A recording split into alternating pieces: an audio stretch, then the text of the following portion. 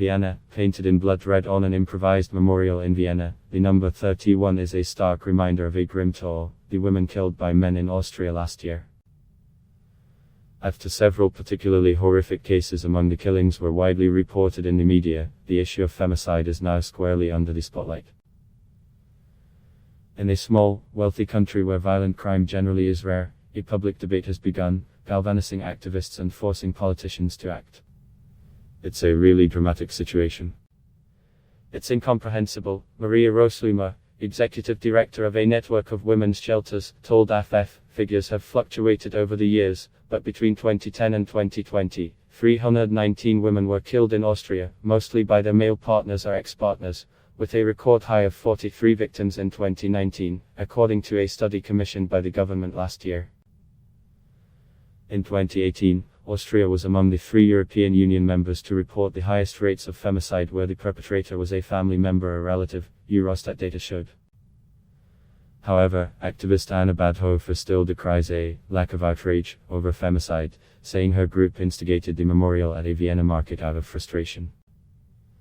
She cited an example from November of a woman beaten to death with a baseball bat. It was a particularly shocking case last March that forced the issue to the forefront. A 35-year-old woman, identified only as Nadine W., was beaten and strangled with a cable in a Vienna tobacco store by her 47-year-old ex-partner. He then poured gasoline on her and set her alight before leaving the shop and locking the door. She was rescued but died a month later from her horrific injuries. In April, the 43-year-old owner of a craft beer store, previously accused by a politician of harassing her with obscene messages, was arrested for killing his former partner, a 35-year-old mother of 2.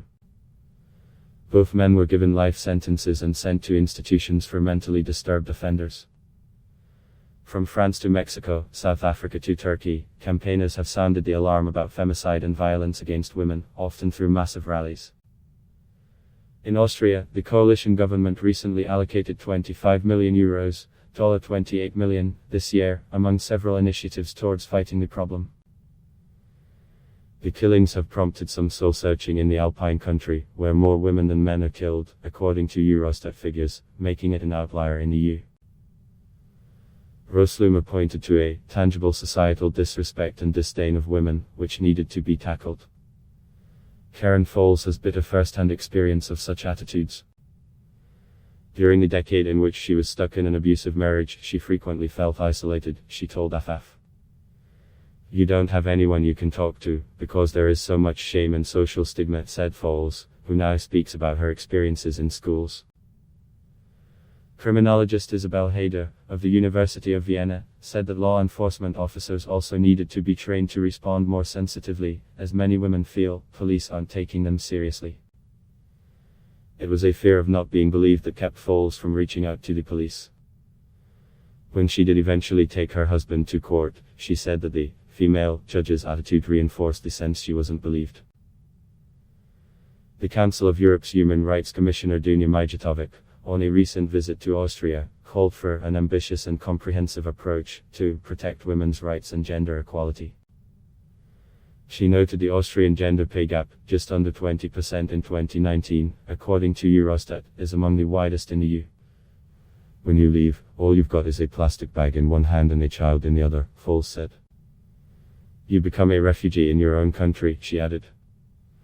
But Foles knows that even when women are in the process of building a new life, they often still face threats from former partners. Her ex-husband would come to her new house and she remembered having to lock myself into a room with my son because our lives were at risk.